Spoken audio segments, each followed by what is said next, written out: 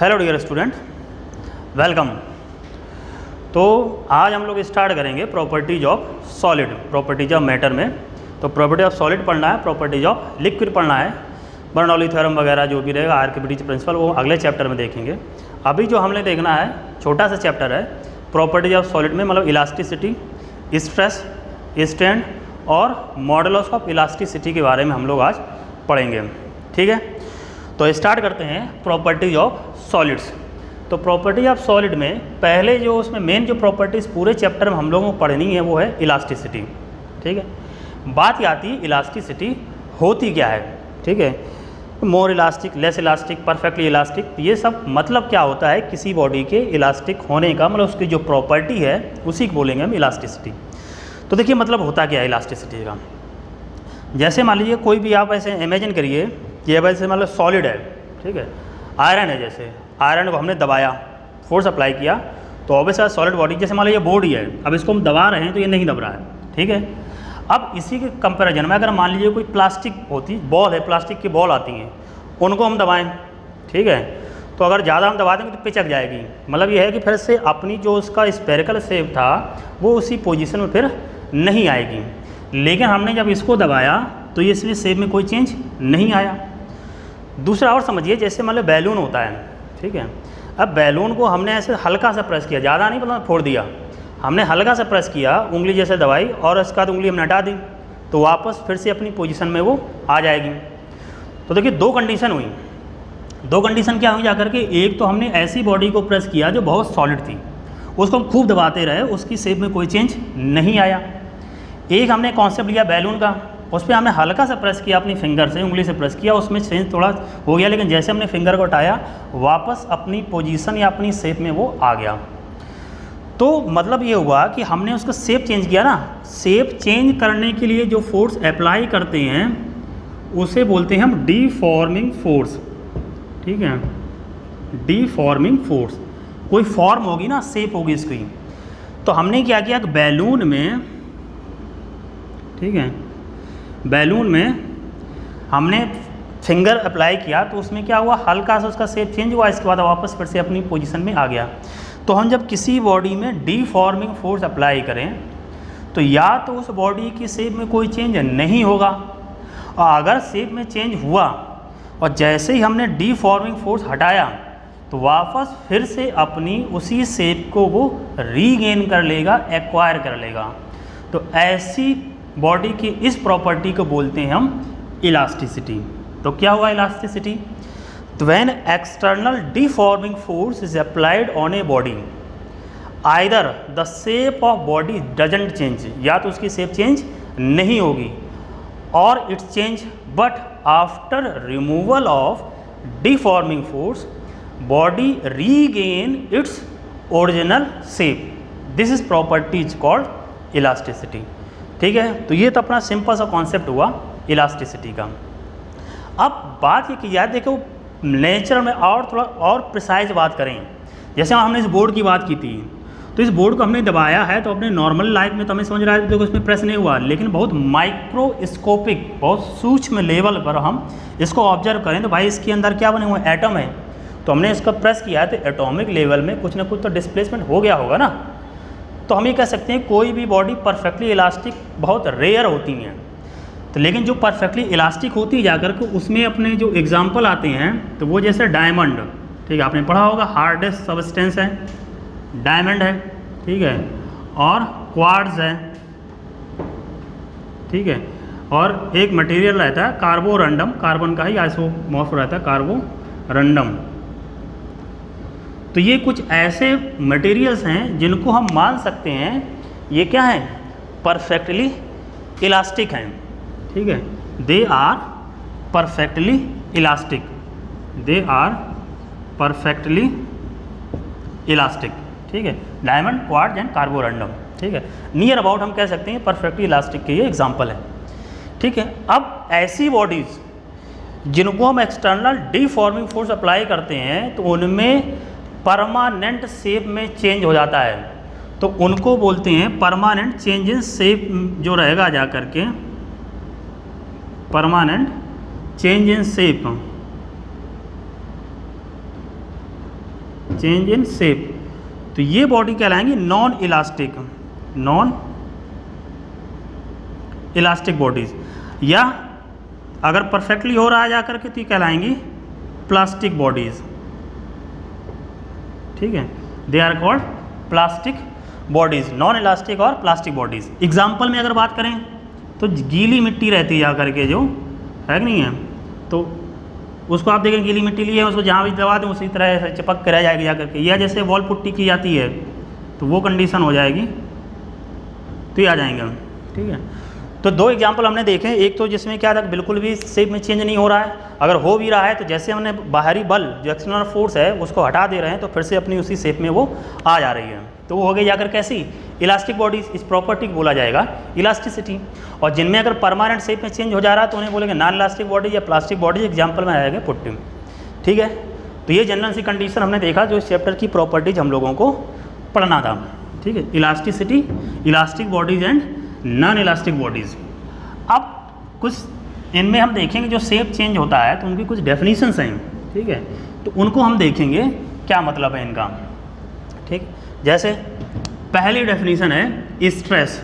ठीक है, जो इस साल इसका डायमेंशन पूछा गया था, बहुत नॉर्मल क्वेश्चन आएंगे और आए थे 2020 में, इस साल भी आएंगे। अब स्ट्रेस की सिंपल सी डायमेंशन पूछ दी गई थी, तो हम जानेंगे स्ट्रेस होता क्या है। ठीक है, स्ट्रेस क्या है कि जैसे मान लीजिए ये कोई बॉडी है, ठीक है, इस पे हमने फोर्स लगाया, तो फोर्स देखो ये क्या है कि इसके जो सरफेस एरिया के परपेंडिकुलर लग रहा है। ठीक है, तो जो स्ट्रेस है तो ये रहता है फोर्स अप्लाइड पर unit area on a body is called stress. क्या हुआ, फोर्स अप्लाइड पर surface area of the body is called stress. ठीक है, अब यूनिट क्या होगी इसकी देखिए, तो यूनिट फोर्स की क्या रहती है, न्यूटन। ठीक है, और एरिया की क्या होती है, मीटर स्क्वायर। तो यूनिट हो गई न्यूटन पर मीटर स्क्वायर। ठीक है, अब फोर्स की अगर डायमेंशन आपको पता हो, मेरे ख्याल से अब इस स्टेज में आकर पता तो होना ही चाहिए। ठीक है, बहुत बताया गया है, तो फोर्स की डायमेंशन रहती जा करके MLT-2, एरिया को हो जाएगा L स्क्वायर। तो इसको जो हम लोग सिंप्लीफाई करेंगे ML-1 T-2, बस यही पूछा गया था 2020 में, स्ट्रेस की डायमेंशन बताइए क्या होती है। तो इसमें ज़्यादा कुछ ऐसा डिटेल में कुछ पूछा ही नहीं गया, इसीलिए आप केवल आप सुपरफिशियल भी अगर आप ध्यान रखेंगे तो आप बहुत अच्छा कर ले जाएंगे। तो स्ट्रेस क्या हुआ, फोर्स अप्लाइड पर surface area of the body is called the stress. अब ये कैसी क्वांटिटी है, वेक्टर है कि स्केलर है। ठीक है, अब इसको अगर ध्यान दें तो यही रहता है अपने प्रेशर के बराबर। ठीक है, प्रेशर भी क्या होता है, फोर्स पर यूनिट एरिया, लेकिन प्रेशर में क्या है कि ये हमेशा जो रहता है स्पेसिफाइड रहता है। ठीक है, कि जो फोर्स अप्लाई किया जाएगा, जैसे मान लीजिए ये सरफेस हमेशा इसके परपेंडिकुलर ही अप्लाई करेंगे तभी उसको प्रेशर बोला जाएंगे, ऐसे नहीं होगा जा करके। तो ये प्रेशर जो रहता था वो स्केलर क्वांटिटी रहती थी, लेकिन जो स्ट्रेस होगी ना तो वेक्टर होगा ना स्केलर होगा, ये क्वांटिटी रहती जा करके टेंसर क्वांटिटी। ठीक है, बताया था आपको वेक्टर के चैप्टर में कि स्केलर क्या होता है, वेक्टर क्या होता है और टेंसर क्या होता है। तो टेंसर क्वांटिटी वो होती हैं जो मैग्नीट्यूड और डायरेक्शन के बावजूद भी सेटिस्फाइड ना हो, उन क्वांटिटीज़ को बोला जाता है टेंसर क्वांटिटी। अभी हम बात करेंगे कि ऐसा क्यों है। ठीक है, तो अभी इतना समझिए, स्ट्रेस क्या हुआ, फोर्स अप्लाइड पर unit area per unit surface area of the body is called the stress. Unit होगी न्यूटन पर मीटर स्क्वायर, डायमेंशन लिखी ML-1 T-2। ठीक है, ये स्ट्रेस की बात हो गई। अब हम ये जानेंगे भाई स्ट्रेस जो होती है वो कितने टाइप्स की रहेगी जाकर के, टाइप्स ऑफ स्ट्रेस।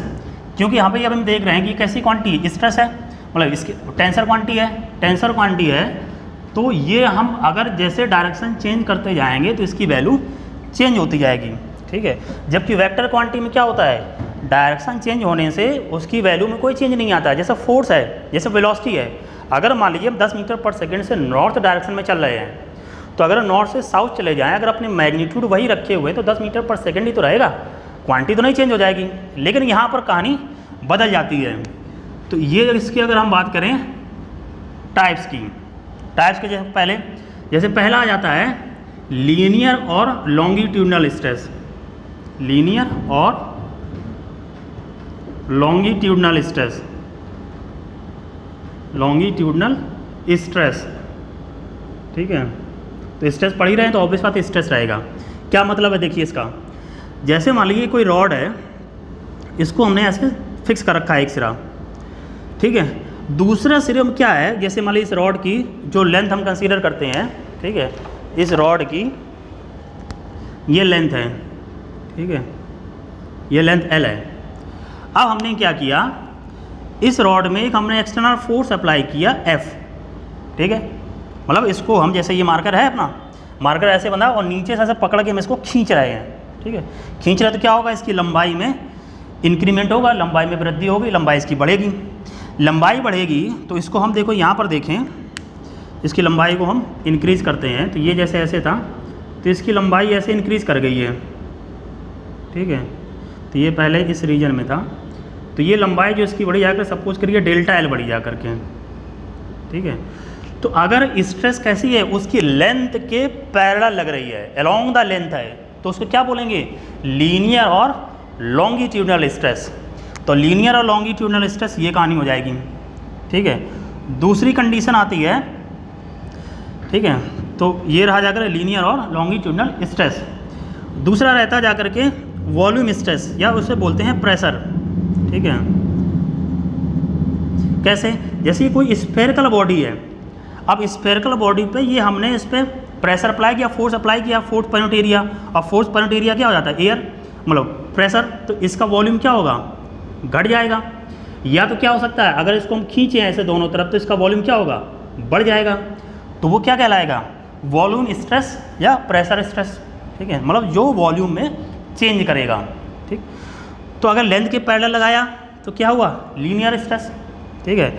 अगर हमने कोई स्फेरिकल बॉडी ली तो उस पर जो हम स्ट्रेस अप्लाई करेंगे उसे बोलेंगे वॉल्यूम स्ट्रेस या प्रेशर स्ट्रेस। तो दूसरा रहा जा करके।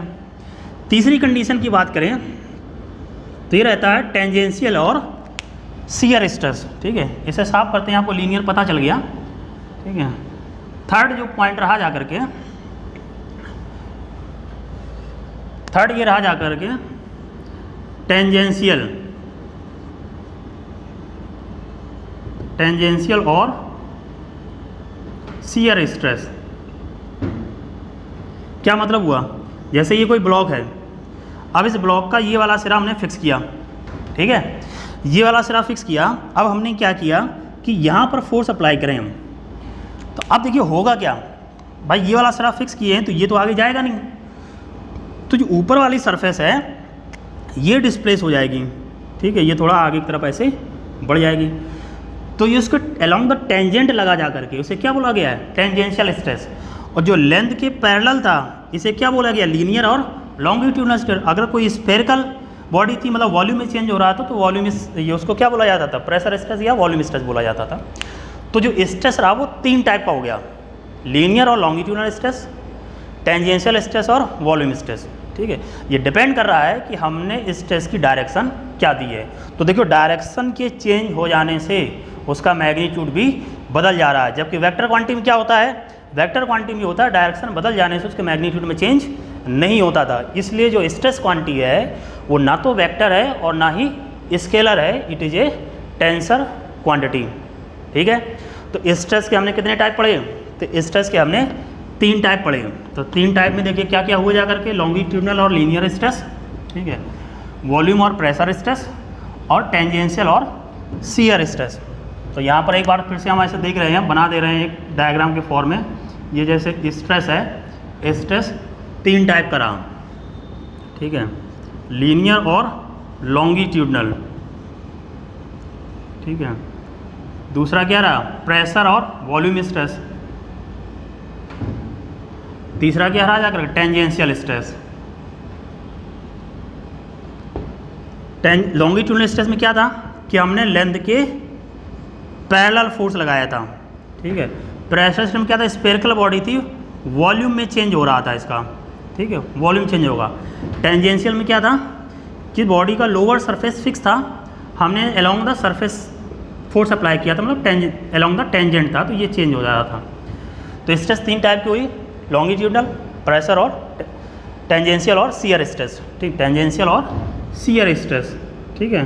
तो ये आपको ध्यान रखना है। तो स्ट्रेस क्या रहा है यहाँ पर, जैसे जो भी फोर्स अप्लाई किया तो फॉर्मूला वही रहेगा, फोर्स पर यूनिट एरिया, ये स्ट्रेस रहा। यहाँ पर बात करें प्रेशर, तो यही है, इसमें तो प्रेशर रहेगा।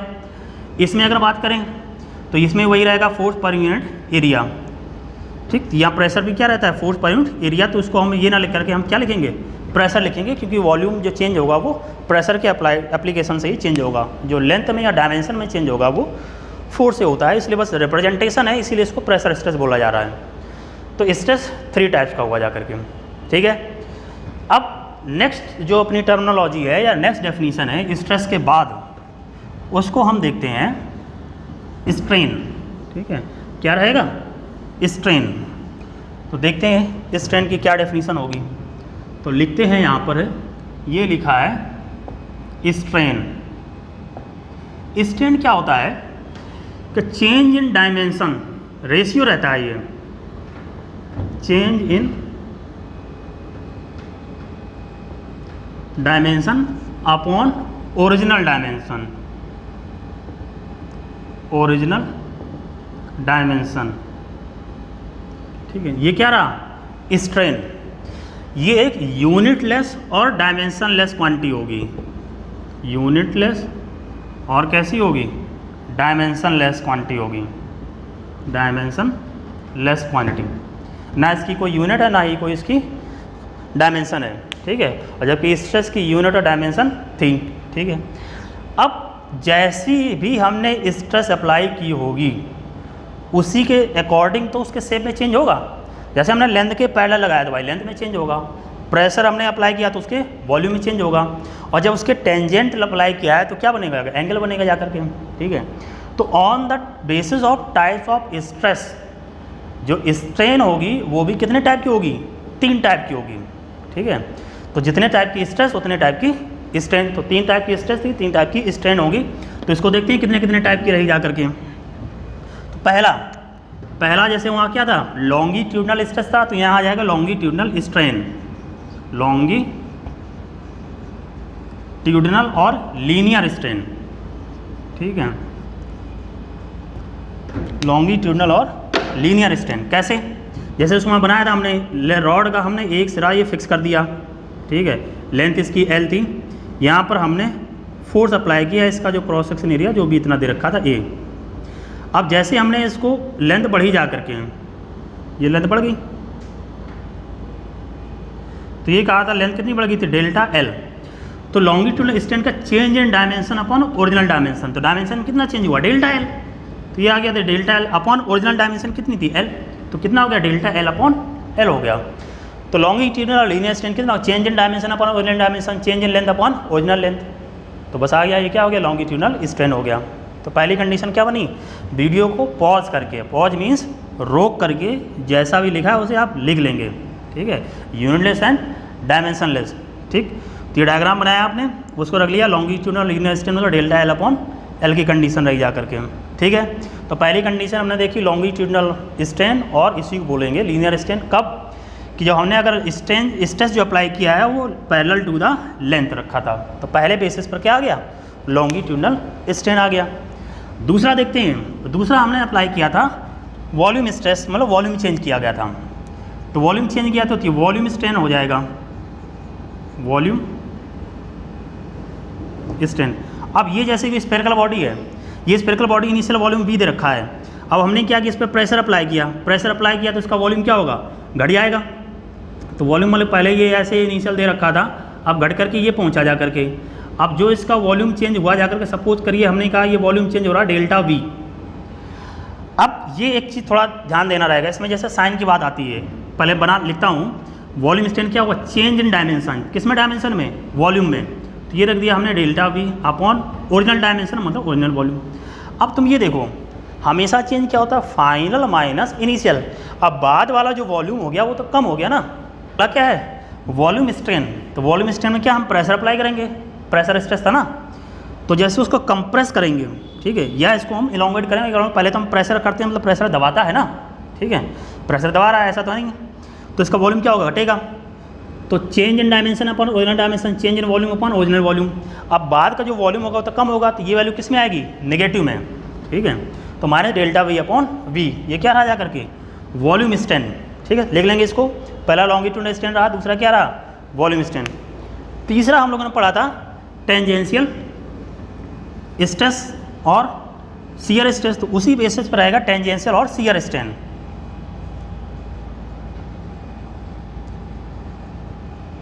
टेंजेंशियल और शियर स्ट्रेन। इसमें क्या था, इसमें ये किया गया था कि ये बॉडी थी, इसका लोअर पोर्शन हम लोगों ने फिक्स किया था और इस सरफेस के पैरेलल फोर्स अप्लाई किया था। तो पैरेलल फोर्स अप्लाई करने से देखिए होगा क्या कि ये वाली सरफेस तो फिक्स रहेगी, लेकिन ये वाली सरफेस जो है आगे डिस्प्लेस कर जाएंगी। तो ये सपोज करिए डिस्प्लेस हो जाकर थीटा, ये जितना डिस्प्लेस हुआ x और इसकी लेंथ ये l। तो यहाँ पर हम लोग निकालेंगे तो एंगल ही निकलेगा थीटा, ठीक है। तो इसको थीटा इज इक्वल टू क्या होगा, परपेंडिकुलर अपॉन बेस, तो change in length x upon original l, ये पहुँचा जा करके, तो ये आया देखिए x अपॉन l। तो इन सब में देखिए कंपेयर कर लिए, हमने कहा था ना जो स्ट्रेन होता है यूनिट लेस और डायमेंशनल होता है, ऊपर भी देखो लेंथ नीचे भी लेंथ, कट जाएंगे मीटर मीटर, ऊपर भी वॉल्यूम नीचे भी वॉल्यूम, यहाँ भी देखो साइड है और यहाँ भी साइड है, सब क्या होगी, कैंसिल आउट हो जाएंगी। तो ये 3 स्ट्रेन हो गई on the basis of types of stress, ठीक है। तो स्ट्रेस भी 3 टाइप की हुई, स्ट्रेन भी 3 टाइप की हुई। तो ये हम लोगों ने कंडीशन पढ़ ली जाकर के स्ट्रेस और स्ट्रेन के बारे में और उनका क्या रिलेशन होता था, ठीक है। आगे बढ़ते हैं, अब इसके बाद हम लोग देखते हैं कि क्या इसमें बिहेवियर रहेगा और बाकी इसके क्या प्रॉपर्टीज़ रहती हैं जा कर के। अब इसी में स्ट्रेन में ही एक टर्मिनोलॉजी होती है पॉइसंस रेशियो, POISSON', पॉइसंस रेशियो डिनोट करते हैं सिग्मा से, ठीक है। समझ लेते हैं, देखिए होता क्या है। तो सिग्मा होता है, रेशियो होता है lateral strain, it is ratio of lateral strain to that of longitudinal strain, longitudinal strain. तो देखिए क्या है, स्ट्रेन खुद यूनिट लेस और डायमेंशन होती थी, और जो पॉइसंस रेशियो सिग्मा है ये किसका रेशियो है, स्ट्रेन का। तो सिग्मा भी क्या हो जाएगा, यूनिट लेस और डायमेंशन लेस होगा, unit less and dimension less, dimension less, ठीक है। सिग्मा सिंपली क्या है, रेशियो है किसका, लैटरल स्ट्रेन और लॉन्गिट्यूडनल स्ट्रेन का। अब कैसे मतलब हुआ इसका ये समझेंगे। इसका पहले कुछ थ्योरेटिकल क्वेश्चन है, जो सिग्मा की जो थ्योरेटिकल वैल्यू रहती है on the basis of theory, ये वैल्यू आती है -1/2 से लेकर के, सिग्मा की वैल्यू इससे ज़्यादा रहेगी और +1/2 के बीच में रहती है थ्योरेटिकल बेसिस में। लेकिन प्रैक्टिकली अगर बात करें तो ऐसा नहीं होता है। प्रैक्टिकली इसकी वैल्यू 0 से लेकर के 0 से ज़्यादा या बराबर सिग्मा और लेस देन और इक्वल टू 1/2, मतलब 1/2 मतलब कितना हुआ, 0.5। तो ये बहुत बार पूछा गया है पॉइसंस रेशियो की रेंज। तो आप ध्यान देना है क्वेश्चन में क्या रहा है। अगर कुछ नहीं कह रहा है, सिंपली रेशियो रेंज पूछ रहा है, तो आपको ये रहेगा 0 से 0.5। अगर वो स्पेसिफाई कर दे रहा है थ्योरेटिकली तो फिर -0.5 से +0.5, ठीक है। तो ये ध्यान रखना है, कई बार यहाँ पर वो -1 से लेकर के 0.5 भी लिखा रहता है, लेकिन वो बहुत रेयर रहता है, ऐसा कभी पूछते नहीं हैं। तो आपको सिंपली अगर इतना भी ध्यान रखोगे दैट विल बी सफिशिएंट, 0 से लेकर के 0.5, ठीक है। तो सिग्मा क्या हुआ जाकर के, लैटरल स्ट्रेन और लॉन्गिट्यूडनल स्ट्रेन का ये रेशियो है, ठीक है। अब क्या मतलब हुआ है, देखो स्ट्रेन दोनों है, लैटरल और लॉन्गिट्यूडनल, तो इसको हम जरा बनाते हैं और फिर देखते हैं, ठीक है। लैटरल और लॉन्गिट्यूडनल स्ट्रेन, ये मान लीजिए ये कोई एक सिलेंडर है, ठीक है, बना दिया भाई, ये सिलेंडर है, ठीक है, इसकी लेंथ L है। हमने क्या कि मान लीजिए ये सिरा फिक्स है और यहाँ पर हमने फोर्स अप्लाई किया इसको, ठीक है। अब फोर्स अप्लाई करेंगे तो क्या हो जाएगा, फोर्स लगाने से अब इसकी लेंथ बढ़ेगी, लेंथ बढ़ेगी तो डायमीटर क्या होगा, घटेगा। तो हमने क्या किया, इसको ये लेंथ बढ़ गई जा करके ये, ठीक है।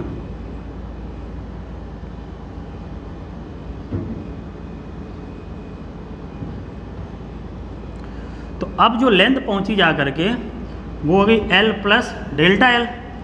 अब पहले मान लीजिए डायमीटर इसका रहा होगा शुरुआत का, ठीक है। फर्स्ट कंडीशन में जो यहाँ का डायमीटर था, सपोज करिए कैपिटल D था।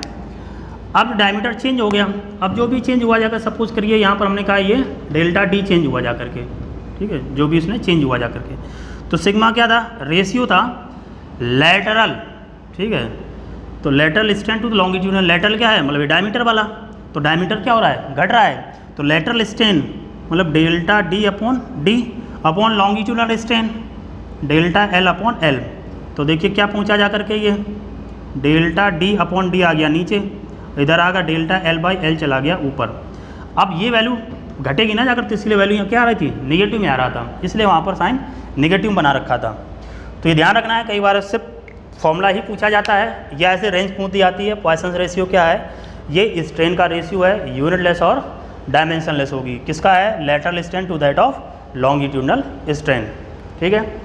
तो ये कंडीशन हम लोगों ने जानी स्ट्रेस और स्ट्रेन के बारे में, ठीक है। आगे हम लोग अब इसके बाद देखते हैं मेन इसकी प्रॉपर्टीज़ जो रहेंगी उनके बारे में समझते हैं, ठीक है। मेन प्रॉपर्टीज़ में जाने से पहले इसमें एक सिंगल बस रूल है या नियम है इसका, हुक्स लॉ, ठीक है। हुक्स लॉ क्या कहता है, हुक्स लॉ ये समझते हैं हम लोग। हुक्स लॉ की कंडीशन ये है कि within the limit of proportionality, ये ध्यान रखना है आपको इसकी condition, within limit of proportionality, with in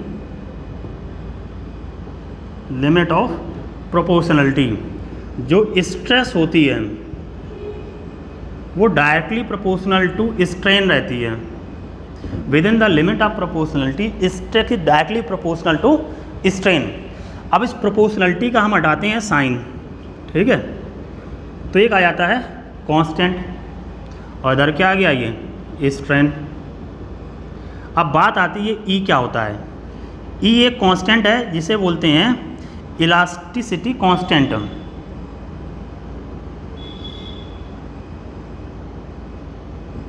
elasticity constant ये होती है property of material, property of material. शुरुआत हमने यहीं से की थी इलास्टिसिटी से। इलास्टिसिटी क्या बताता था भाई, अगर हम स्ट्रेस अप्लाई करें तो उसमें कोई स्ट्रेन ना आए, उतना ज़्यादा इलास्टिक होता था। ऑब्वियस सी बात है, सॉलिड की प्रॉपर्टी अलग रहती है। अगर सॉलिड की बात करें, आयरन का अलग है, डायमंड का अलग है, कार्बोरंडम का अलग है, सबकी प्रॉपर्टी क्या होती थी, अलग अलग होती थी। इलास्टिसिटी की प्रॉपर्टी ऑफ मटेरियल है, ठीक है। अब मटेरियल की प्रॉपर्टी आपको सिंपल सा पता है, टेम्परेचर अगर हम चेंज करते हैं तो उसकी प्रॉपर्टी क्या होती है, बदल जाती है। इम्प्योरिटी को ऐड करेंगे तो ऑब्वियस बात है मटेरियल की प्रॉपर्टी चेंज हो जाएगी, तो इलास्टिसिटी भी चेंज हो जाएगी। तो ये इलास्टिसिटी आया, ई मॉडल इलास्टिक कांस्टेंट बोला जाएगा, इलास्टिसिटी कांस्टेंट होगा।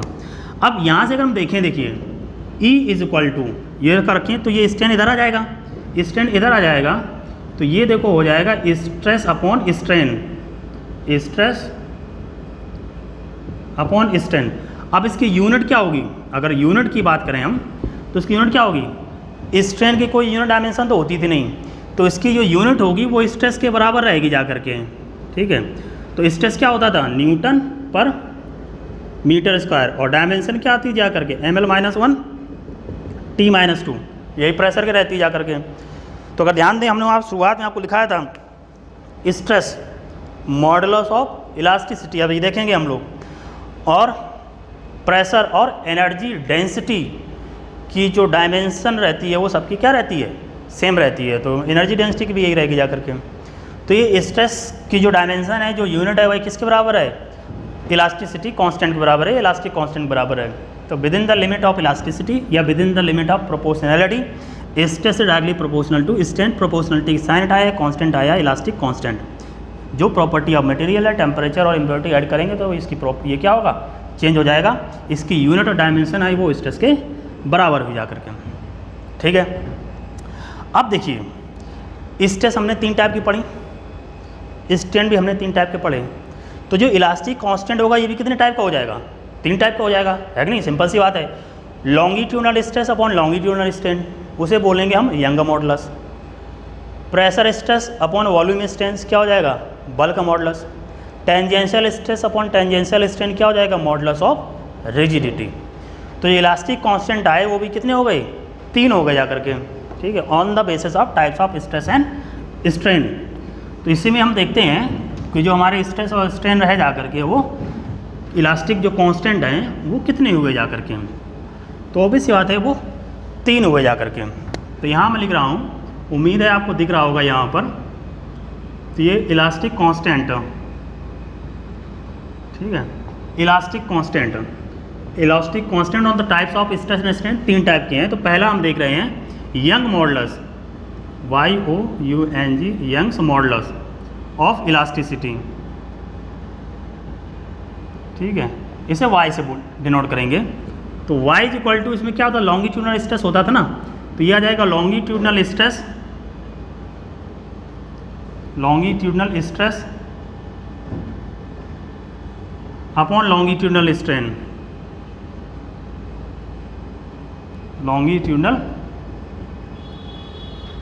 स्ट्रेन, तो देखिए Y is equal to stress क्या होता है, फोर्स अपॉन एरिया, और स्ट्रेन ये रहता है डेल्टा L बाई एल। तो Y is equal to force upon area F upon A, इधर आएगा डेल्टा L, L ऊपर चला गया, तो Y इज इक्वल टू क्या आ गया, FL अपॉन ए डेल्टा L। तो ये हमारा फॉर्मूला बन गया यंग मॉडुलस का, ठीक है, बहुत इंपॉर्टेंट है। स्ट्रेस में मैक्सिमम क्वेश्चन आपको इससे मिलेंगे, कैसे मिलेंगे उनको भी देखते हैं। Y किसकी हुई, प्रॉपर्टी ऑफ मटेरियल हुआ जा करके, ठीक है। कैलकुलेट क्या कराएगा कि चेंज इन लेंथ क्या हुई, मतलब डेल्टा L कैलकुलेट कराएगा, ठीक है भाई। देखते हैं, तो डेल्टा L की अगर हम वैल्यू यहाँ पर निकालना चाहें तो delta L is equal to क्या हो जाएगा, देखिए, तो ये आ जाएगा F अपॉन ए, ऊपर लिखा है L और नीचे क्या आ जाएगा Y। अब मान लीजिए हम क्या करें कि same amount of stress apply करें, ठीक है, same amount of force apply करें, ठीक है, सेम फोर्स अप्लाई करें, सेम फोर्स, अलग अलग जो है रॉड है सेम मटेरियल की, सेम मटेरियल की, मतलब Y सेम है, ठीक। तो लेंथ में क्या आएगा चेंज, तो देखो फोर्स सेम हो गया, Y सेम हो गया, क्या बचा L और A, तो ये रेशियो आएगा L A, तो L और इधर एरिया की बात करें क्या हो जाएगा पाई आर स्क्वायर, जैसे ये रॉड है तो इसका एरिया यही रहेगा, रेडियस आर रहेगी जा करके, तो पाई आर स्क्वायर। तो यहाँ पर देखेंगे delta L directly proportional to पहुँचा जा करके L अपॉन आर स्क्वायर। तो जिन रॉड्स का L अपॉन आर स्क्वायर का रेशियो मैक्सिमम होगा, अधिकतम होगा, चेंज इन लेंथ उसी में ज़्यादा आएगा, ठीक है। तो ध्यान रखना है, इस पर क्वेश्चन न्यूमेरिकल इसमें रहता है जा करके कि आपको बता देगा सेम मटेरियल की डिफरेंट डायमेंशन की रॉड्स ली जाएंगी, उसमें आपसे पूछे कि बताइए किसकी इलोंगेशन ज़्यादा होगा, तो जिसका ये value L upon R square की वैल्यू जिसकी ज़्यादा होगी उसकी में लेंथ इलोंगेशन ज़्यादा आएगा। सेम मटेरियल का आएगा तो Y की वैल्यू सेम हो जाएगी, same amount of force apply करके F सेम हो गया, तो रेशियो किसका है L अपॉन A का ratio directly proportional to delta L रहेगा, change in dimension change in length के बराबर। तो पहला हमारा क्या हुआ जा करके यंग मॉडुलस क्या हुआ, लॉन्गिट्यूडनल और लीनियर स्ट्रेस अपॉन लॉन्गिट्यूडनल और लीनियर स्ट्रेन, ठीक है। तो ये कंडीशन पहुंची जा करके लॉन्गिट्यूडनल स्ट्रेस की, ठीक। तो यंग मॉडुलस पढ़ा हमने। अब दूसरा स्ट्रेस जो रहती थी वो रहता था प्रेशर या वॉल्यूम स्ट्रेस, उसके बेसिस पर जो आएगा वो आएगा बल्क मॉडुलस, ठीक है। तो अब इसमें जो आएगा ये हो जाएगा बल्क मॉडुलस,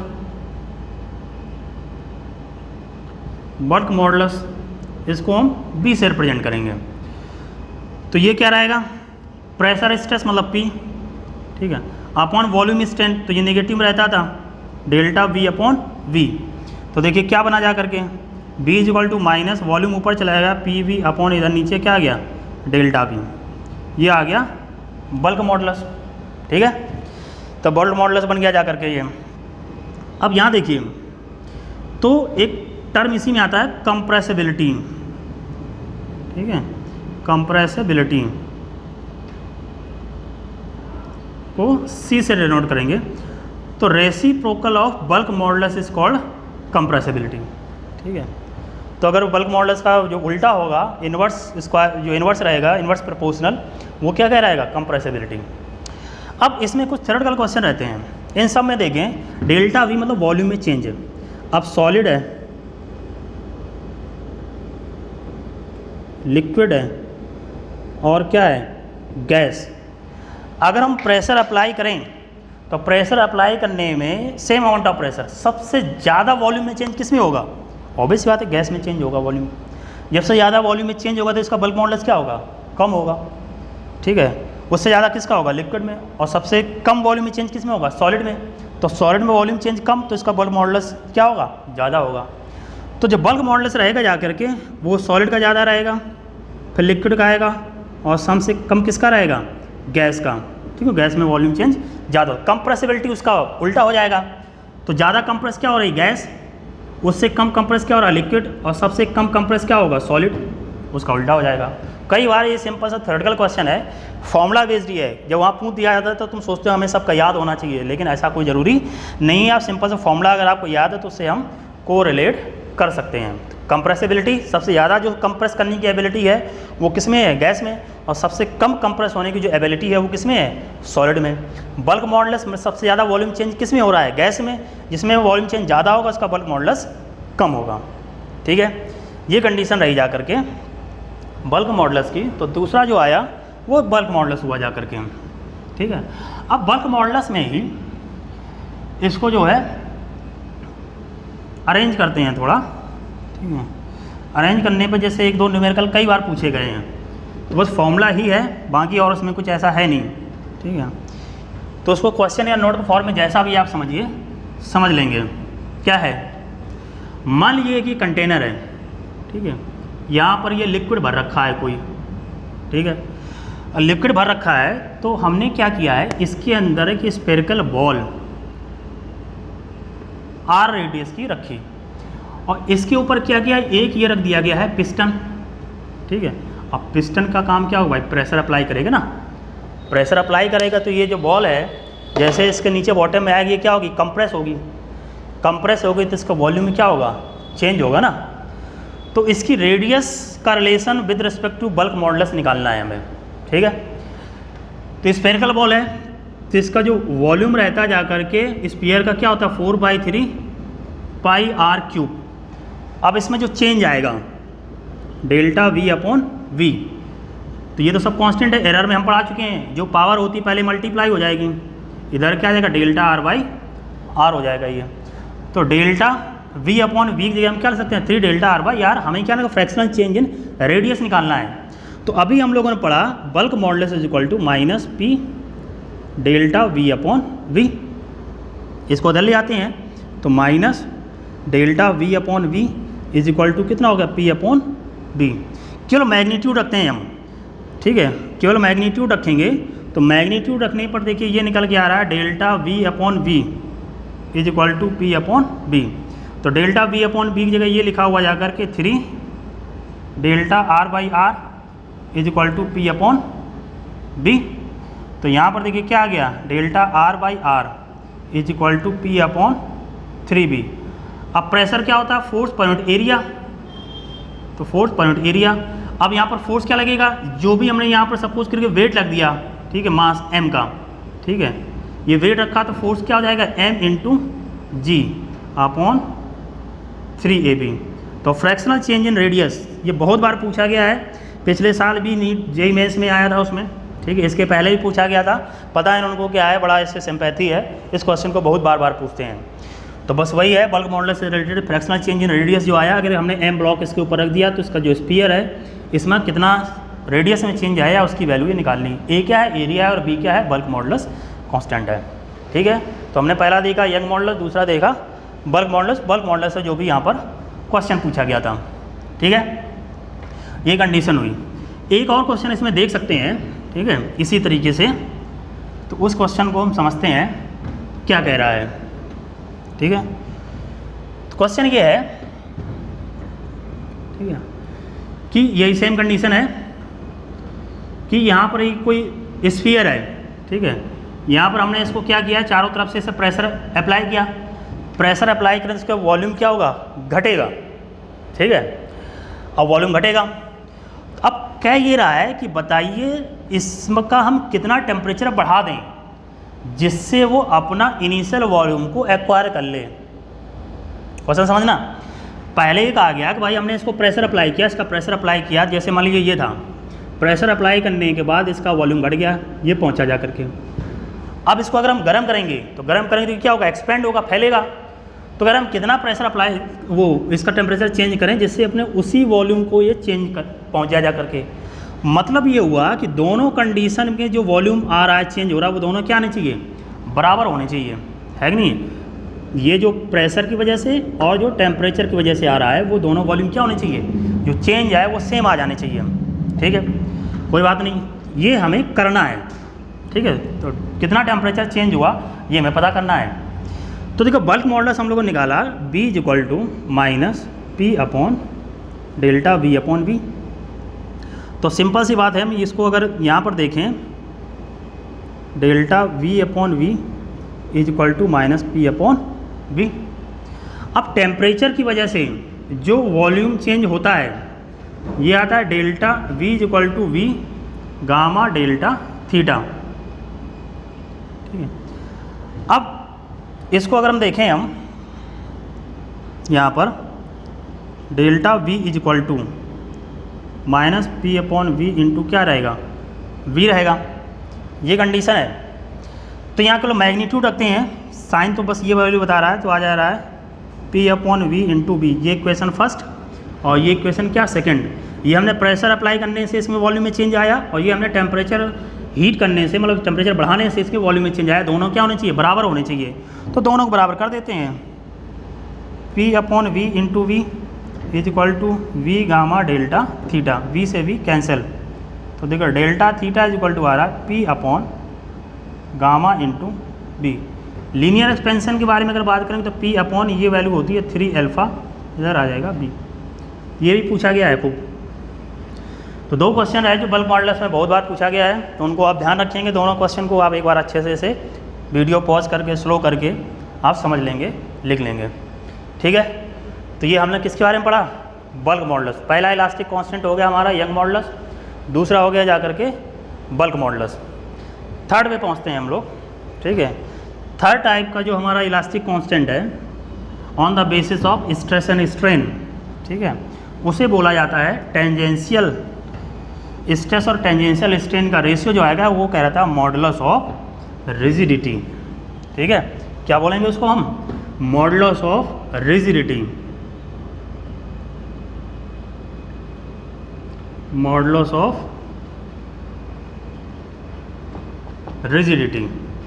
इसको हम ईटा से डिनोट करेंगे। ठीक है, क्या था समझते हैं। यहाँ पर हम लोगों ने इसका क्या किया था कि इस ब्लॉक का एक सिरा फिक्स किया था। ठीक है, और यहाँ पर हमने फोर्स अप्लाई किया था। ठीक है, फोर्स अप्लाई करने पर मिला क्या था हम लोगों को कि ये चेंज हो गया था, ये एंगल थीटा रखा था, साइड एल था और इधर कितना आ रहा था ये एक्स। तो जो स्ट्रेन आया था थीटा से डिनोट किया था ये आता था x/L और स्ट्रेस तो वही रहेगा। तो मॉडुलस ऑफ रिजिडिटी स्ट्रेस मतलब force upon area upon strain मतलब थीटा। तो F/A थीटा रख दो या थीटा की आप वैल्यू रख दे दिए, तो F/A ये x/L, तो ये मॉडुलस ऑफ रिजिडिटी हो गया। तो तीन हो गए कांस्टेंट। ठीक है, कौन कौन से, यंग मॉडुलस, बल्क मॉडुलस और मॉडुलस ऑफ रिजिडिटी। अब young modulus, bulk modulus and modulus of rigidity. देखो ये यंग मॉडुलस है और जो मॉडुलस ऑफ रिजिडिटी ये केवल सॉलिड में पाया जाएगा। ठीक है, भाई लिक्विड की या गैस की तो लेंथ नहीं बढ़ा सकते हो ना, है कि नहीं। लेकिन जो बल्क मॉडुलस है ये तीनों में पाया जाएगा, सॉलिड में, लिक्विड में और गैसेस में पाया जाएगा। बस ये ध्यान रखना, Young modulus and modulus of rigidity are applicable for the solids and bulk modulus present in the all type. तो तीन ये कांस्टेंट है, एक क्या था, रेशियो। ठीक है, तीन कांस्टेंट और एक क्या हुआ, रेशियो। तो वो कंडीशन रही जा करके। तो कई बार इनमें रहता है जा करके कि वो हमसे इनके बारे में रिलेशन पूछते हैं। तो y = या था 3σ1 - 2 ईटा। तो ये रिलेशन आप उसमें करने की कोई ऐसी ज़रूरत नहीं है, ना आज तक पूछा गया। जो है आपको उसी में आपको ध्यान रखना है कि निकल आएंगे। तो आपको ध्यान रखना, तीन कांस्टेंट और एक क्या है, रेशियो है। Young modulus, bulk modulus, modulus of rigidity और सिग्मा क्या है, स्ट्रेन का रेशियो है। ठीक है, तो ये कंडीशन हुई जा करके। तो ये हम लोगों ने जाना इलास्टिक कांस्टेंट जो रहे वो 3 रहे, जिसमें young modulus of rigidity solid में थे और bulk modulus solid liquid gas तीनों में थे। बल्क मॉडुलस पे जो न्यूमेरिकल था उसकी वैल्यू हम लोगों ने समझी। ठीक है, आगे देखते हैं नेक्स्ट कंडीशन को। ठीक है, नेक्स्ट कंडीशन हम क्या करेंगे, ग्राफ प्लॉट करेंगे स्ट्रेस और स्ट्रेन के बीच में।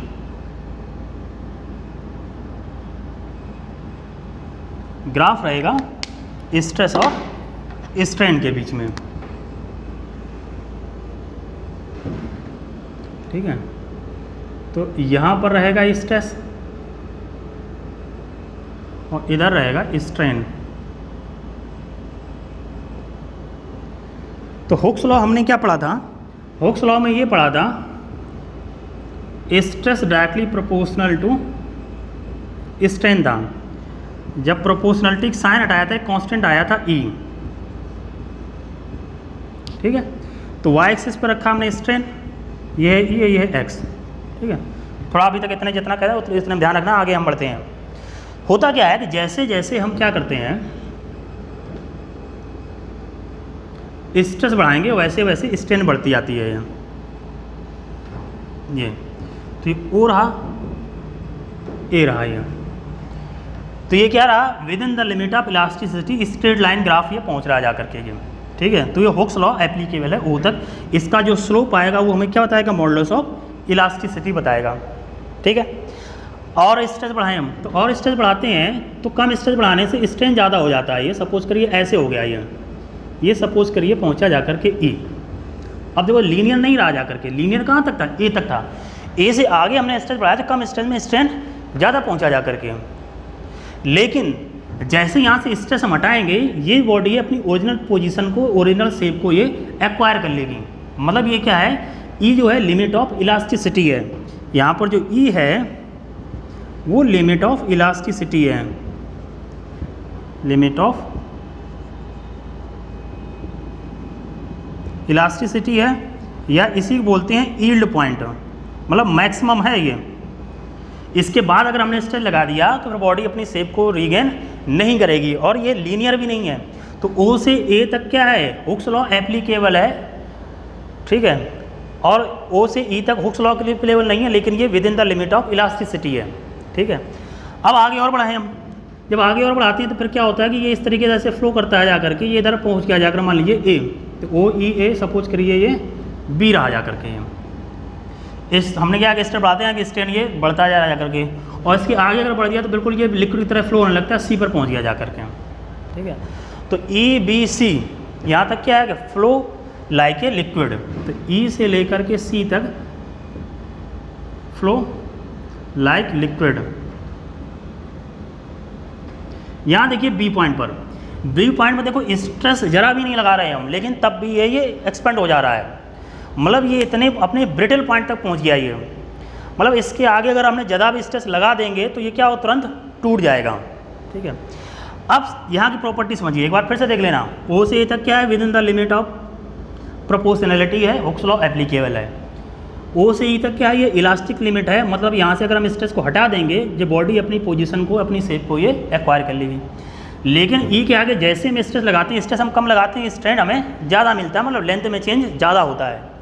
B पॉइंट पर पहुंचता है, B तक अगर पहुंच गया तो जरा भी जब हमने स्ट्रेस लगाएंगे तो ये क्या होता है, ये बढ़ जाएगी इसकी लेंथ, और मतलब स्ट्रेस देखो नहीं लगाया तब भी बढ़ गया, मतलब ज़्यादा करेंगे तो ये टूट जाएगा। ब्रिटल पॉइंट रहेगा, ब्रिटल मीन्स टूटना। ठीक है, अब देखिए अगर ये गैप ज़्यादा होगा, यहाँ देखिए जो गैप है किसका, गैप ऑफ E से B तक का, तो अगर ये ज़्यादा है मोर, तो जो मटेरियल होगा वो डक्टाइल होगा। केमिस्ट्री में प्रॉपर्टी पढ़ी होगी डक्टिलिटी। डक्टिलिटी मतलब क्या होता है, उसमें अगर हम प्रेशर अप्लाई करें, उसको हम फोर्स, उसको हम पीटें तो उसके फाइन सीट या फाइन वायर बनाए जा सकते हैं, मतलब पतले से पतले वायर बनाए जा सकते हैं, वो टूटेगा नहीं। अगर ये गैप कितना है, ज़्यादा है, अगर ये गैप ज़्यादा है, अगर ये गैप लेस है तो फिर ब्रिटल रहेगा, टूट जाएगा। ठीक है, तो ये कंडीशन है, अगर ये गैप ज़्यादा है तो उसे डक्टाइल आएगा, डायरेक्ट अगर गैप ये कम है तो वो मटेरियल क्या होगा, ब्रिटल रहेगा, आसानी से वो टूट जाएगा। तो ये ग्राफ हुआ जाकर स्ट्रेस और स्ट्रेन के बीच का, ठीक है। तो ध्यान रखना ओ से ए तक क्या है, हुक्स लॉ एप्लीकेबल है, ओ से ई तक लिमिट ऑफ इलास्टिसिटी है, इसके आगे लिमिट ऑफ इलास्टिसिटी नहीं है। तो ग्राफ है बहुत इंपॉर्टेंट है, थ्योरेटिकल क्वेश्चन इसमें आता है। तो वह कहाँ पर ब्रिटल पॉइंट है, इलास्टिक पॉइंट क्या है, यील्ड पॉइंट क्या है, हुक्स लॉ एप्लीकेबल कहाँ तक है, उसका स्लोप क्या देता है, ये हमें ध्यान रखना है। तो इसका जो ये स्लोप रहेगा वो हमें क्या देगा, ई यहाँ तक वैल्यू में, ठीक है। तो ग्राफ रहा है स्ट्रेस और स्ट्रेन के बीच में, ठीक है। तो ये ग्राफ बेस्ड हो गया और इस पर जो न्यूमेरिकल बने जा करके थ्योरेटिकल रहेंगे, ऑब्वियस सी बात है। तो वो उस पर क्वेश्चन कैसे रहेंगे वो बताया जा करके। लास्ट जो इसका पहुंचता जा करके इसका हम एनर्जी का देखेंगे, वर्डन जो रहेगा या एनर्जी स्टोर आएगी, इलास्टिक एनर्जी जो आएगी उसका जो फॉर्मूला रहेगा और उसी पे ही न्यूमेरिकल रहेंगे, उसको हम देखते हैं। तो हमारा लास्ट टॉपिक पहुंचता जा करके एनर्जी, इलास्टिक एनर्जी या एनर्जी स्टोर्ड, ठीक है। तो ऑब्वियस बात है, फिजिक्स में सिंपल सा कॉन्सेप्ट चलता है, कहीं पर भी एनर्जी निकालनी होती है तो हम क्या निकालते हैं, हम वर्क डन, और फिर हम बोल देते हैं कि this amount of work done will stored in the form of energy, ठीक है। तो वर्क डन निकालते हैं, तो वर्क डन का फॉर्मूला खूब अच्छे से आप जानते हैं, है कि नहीं, जाने या ना जाने, लेकिन कहा यही जाता है कि हम अच्छे से जानते हैं, F इंटू डी एक्स रहता है जा करके, ठीक है। फोर्स को रिप्लेस करेंगे हम, तो यहाँ पर हम लोगों ने पढ़ा था यंग मॉडुलस, ये होता था F डॉट ए, ठीक है। चेंज इन लेंथ सपोज करिए x हुई जा करके, तो यहाँ पर चेंज इन लेंथ मतलब delta L upon L, L ऊपर पहुँचा जा करके, ठीक है। तो यहाँ पर हम क्या करते हैं, तो F इज इक्वल टू निकालते हैं, F को यहीं रखते हैं, तो ये इधर जाएगा y ए डेल्टा एल अपॉन एल। तो हम क्या करते हैं, x रखा है तो यहाँ डेल्टा एल को हम x मान लेते हैं, तो y A upon L into इधर क्या रहेगा x, इसकी वैल्यू यहाँ पर रखते देते हैं, देखिए। तो D W is equal to ये लिखा है f into D X, F की वैल्यू रखी y ए अपॉन एल, इधर हुआ x और ये डी एक्स। इंटीग्रेट करेंगे जीरो से लेकर के, लेंथ कहाँ चेंज कर रहे हैं, डेल्टा एल तक, ठीक है। डेल्टा एल तक चेंज कर रहे हैं तो बस इंटीग्रेट करते हैं। तो डी डब्ल्यू का हो गया W, this will stored in the form of energy, और ये जो ऐसे लिखा हुआ जा करके Y A upon L, X into D X क्या हो जाएगा, एक्स स्क्वायर बाई टू, आपको अच्छे से पता है, ठीक है। तो ये हो गया एक्स स्क्वायर बाई टू, तो ये पहुँचा जाकर जीरो से लेकर के डेल्टा एल तक, ठीक है। तो ये एनर्जी रहा जा करके, तो इसको एनर्जी लिख दे रहे हैं। तो ये देखो पहुँचा जा करके Y A upon L, upper limit minus lower limit, तो सिंपल सी बात है, तो ये इधर आ जाएगा डेल्टा एल का होल स्क्वायर बाई टू। तो देखो एनर्जी स्टोर्ड जो पहुंची जा करके half Y A upon L, ये डेल्टा एल स्क्वायर, ये तो जनरल इक्वेशन पहुंची जा करके जो कभी पूछी नहीं जाती है, ठीक है। क्या पूछी जाएगी वो समझते हैं। तो हम क्या करते हैं, एक काम करते हैं, क्या काम करते हैं, देखो हम लोगों को ये पता रहता था, ठीक है, कि स्ट्रेन जो होता है वो डेल्टा एल अपॉन एल रहता है। अगर स्ट्रेन का स्क्वायर करना है तो इसका स्क्वायर करना पड़ेगा, डेल्टा एल स्क्वायर तो लिखा है, नीचे एल स्क्वायर करना है, तो हम क्या करते हैं, एल से ऊपर नीचे गुणा कर देते हैं, मल्टीप्लाई कर देते हैं। तो half Y A upon L into L हो जाएगा एल स्क्वायर, ये इधर आ गया एल और इधर ये पहुंचा है डेल्टा एल का होल स्क्वायर। ये लिखा area into length, area into length को नीचे ले आते हैं, तो एनर्जी एरिया इंटू लेंथ, इधर आएगा हाफ वाई, ये देखो लिखा डेल्टा एल बाई एल, और इसका क्या हो जाएगा होल स्क्वायर। तो इसको ऐसे लिख दे रहा हूँ, हाफ वाई स्ट्रेन का होल स्क्वायर। देखो एरिया इंटू लेंथ, ये लिखा है वॉल्यूम, तो एनर्जी पर यूनिट वॉल्यूम मतलब क्या हो गया, ये एनर्जी डेंसिटी, कि ये आ जा रहा हाफ वाई स्ट्रेन का होल स्क्वायर, स्ट्रेन का होल स्क्वायर, एनर्जी डेंसिटी का फॉर्मूला आ गया ये, ठीक है। तो ये पूछ दिया जाता है, पहला एनर्जी डेंसिटी निकल के क्या आया, हाफ वाई मतलब यंग मॉडुलस स्ट्रेन का होल स्क्वायर। अब बाकी कुछ नहीं, इनको आप रीअरेंज करते चलना है हम लोगों को, ठीक है।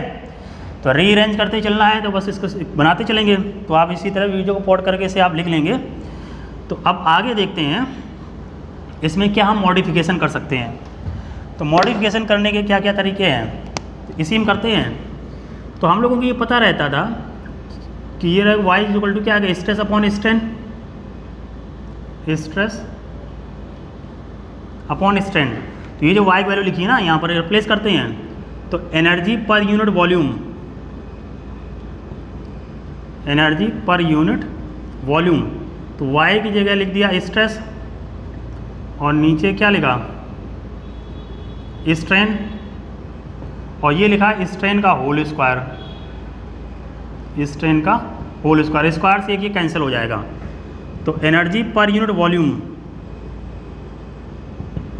हाफ स्ट्रेस इंटू स्ट्रेन आ गया, स्ट्रेस इंटू स्ट्रेन, ठीक है। ये दूसरा फॉर्मूला बन गया जा करके, पहला ये हुआ, ये दूसरा हुआ जा करके, ठीक है। तीसरा देखते हैं, ठीक। तीसरा क्या करते हैं, आप इसको फिर से उसी पोजीशन में ले आने की कोशिश करते हैं। वॉल्यूम के क्या लिखते हैं, एरिया इनटू लेंथ लिखते हैं। तो देखिए energy upon area into length upon stress क्या रहता है, फोर्स अपॉन एरिया, स्ट्रेन क्या था, डेल्टा एल अपॉन एल, ए इंटू एल कैंसिल हो गया, ठीक है। तो ये देखो एनर्जी आ रहा, अब एनर्जी पर इंटू वॉल्यूम नहीं है, ये एनर्जी है। हाँ, फोर्स क्या होगा, उस वायर में जो लोड लगाएंगे, तो लोड इनटू क्या आ गया, स्ट्रेन मतलब डेल्टा एल मतलब इलोंगेशन, तो ये तीसरा फॉर्मूला रहा। बाकी दोनों हैं वो एनर्जी डेंसिटी के हैं, और ये सिर्फ किसका है, एनर्जी का है, हाफ लोड इनटू इलोंगेशन या चेंज इन लेंथ, ठीक है। तो 3 फॉर्मूले बने जाकर के इसके। तो मेरे ख्याल से इतना ये रहा जाकर के हमारा यंग मॉडल बल्क मॉडल से जो कंडीशन हम लोगों ने पढ़ा जाकर के, ठीक है। आगे सिंपल से 2 फॉर्मूले हैं, उनको हम डिराइव करके देखते हैं, और जो उसमें न्यूमेरिकल आते हैं सिंपली वैसे रहते जा करके, लेकिन जो मैक्सिमम पोर्शन था हमारा प्रॉपर्टीज ऑफ सॉलिड से वो यही था, ठीक है। और खासकर ये वाली प्रॉपर्टी जो हमने एनर्जी वाला निकाला, तो एक बार अपनी मर्जी से वीडियो को हमने बार बार वही बात बोल रहे हैं, रोक लेंगे, लिख लेंगे, और बताया गया है आप समझ लेंगे, कोई दिक्कत होती तो आप पूछेंगे, ठीक है। तो आगे अब लास्ट जो उसमें कुछ फॉर्मूले हैं तो उनको देखते हैं, ठीक। तो ये हम लोगों ने निकाला इलास्टिक एनर्जी और एनर्जी डेंसिटी का फॉर्मूला, जो इसमें था यंग मॉडुलस के बारे में पढ़ा हमने, बल्क मॉडुलस वाले में पढ़ा, और मॉडुलस ऑफ रिजिडिटी। उसमें हम लोगों ने ये पढ़ा जो बल्क मॉडुलस था वो तीनों स्टेट में रहता है, मतलब यंग उसमें सॉलिड, लिक्विड और गैस में, लेकिन यंग मॉडुलस और मॉडुलस ऑफ रिजिडिटी ये केवल सॉलिड में होगा, ठीक है। अब नोट करके 2 पॉइंट बचे हैं, उनके बारे में हम लोग समझते हैं, ठीक है। क्या समझते हैं, पहला तो ये है कि मान लीजिए ये कोई सिलेंडर है, ठीक है, ये सिलेंडर है, ये इसकी रेडियस है, ठीक है। ये इस तरीके ऐसे समझिए, ये था सिलेंडर, ये इसकी रेडियस है, ठीक है। और ये वाला जो सिरा है, ये वाला सिरा इसको फिक्स कर रखा है, ठीक है। ये जैसे हम मार्कर है, ये मार्कर को यहाँ पर फिक्स रखें हैं। अब इसको हम ऐसे घुमाएं तो देखिए क्या हो, ये वाला ट्विस्ट हो जाएगा ना, तो एंगल ऑफ ट्विस्ट, जब इसको इधर ले जाएंगे तो इधर ही क्या होगी, ये शियर भी हो जाएगा। तो हमें निकालना है शियर स्ट्रेस मतलब एंगल ऑफ शियर और एंगल ऑफ ट्विस्ट के बीच में रिलेशन निकालना है हमें, ठीक है। क्या करना है हमें, एंगल ऑफ शियर और एंगल ऑफ ट्विस्ट के बीच में रिलेशन निकालना है। तो देखिए यहाँ पर ये तो देखो इसके सामने रहा जा करके, ठीक है, और ये इसका जैसे यहाँ पर कंडीशन है, ये O है, ये A है, ठीक है। तो ये इधर था, अब इसको इधर ट्विस्ट किया, सपोज करिए इधर पहुँच गया जाकर के A', ये सपोज करिए आ रहा है एंगल ऑफ ट्विस्ट थीटा, ठीक है। अब ये इधर भी तो शियर होगा जा करके ये, ठीक है। अब ये वाला जो पॉइंट पहले यहाँ था, अब वो यहाँ पहुँच जाएगा जा करके, तो ये क्या हो जाएगा, एंगल ऑफ शियर फाई हो जाएगा, और ये इसकी लेंथ है L सिलेंडर की, ठीक है। तो एंगल ऑफ शियर और एंगल ऑफ ट्विस्ट क्या कर रहे हैं हम लोग, एंगल ऑफ शियर मतलब phi and angle of twist मतलब थीटा, इनके बीच में रिलेशन लगाते हैं। देखिए ये यहाँ से यहाँ पहुँचा, ठीक है, इलोंगेशन हुआ, सपोज करिए जो भी आया डेल्टा x। आर्क है ये, सपोज करिए आर्क। तो आर्क बराबर क्या होता है, एंगल बराबर, यहाँ पर देखेंगे एंगल बराबर ये रहेगा आर्क अपॉन रेडियस, ठीक है।